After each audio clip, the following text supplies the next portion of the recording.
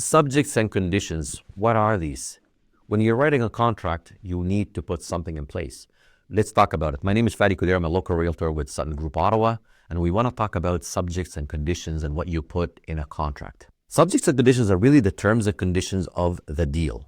This is when I'm talking about, I'm going to purchase this property at this address with this location. So far, these are the parameters, and the property will be selling at this price. That's a subject. And I'm going to be doing a condition, that's another subject, on the finance, condition on the inspection, condition on whatever your heart desires to protect yourself. So although these are the most common subjects are, conditional on the finance, conditional on inspection, but there's so many other things that you want to possibly bring to light when you're talking about subjects and conditions within a contract. Sometimes it might be up to a lawyer's review. Sometimes it might be up to a zoning review because I know that there's a train track coming up in about a year or so and I want to protect myself. There's so many things, but you can't really do any of that unless you put those subjects in the contract and you allow yourself that conditional period to fulfill or to walk away. Subject or condition removal, what are these? And again, this is the period that we've talked about all those conditions. We want to allow ourselves a certain area or a certain time period that's confidently we know that we're going to be able to fulfill on these.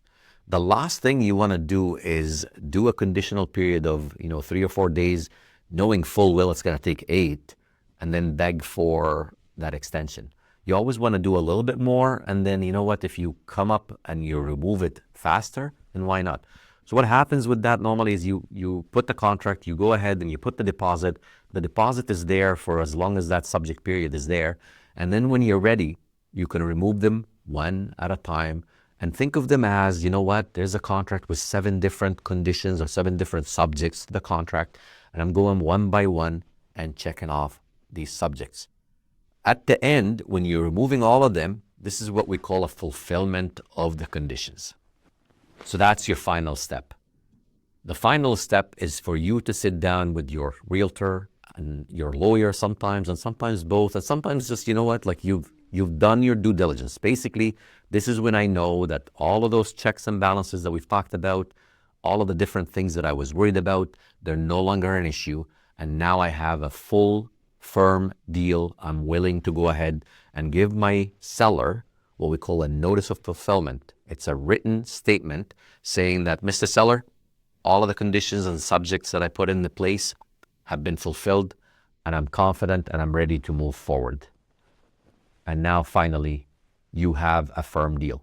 It's not closed yet, but you have a firm, good deal. It's as good as closed, except they haven't received the money. We're just waiting for that period, which is the possession date.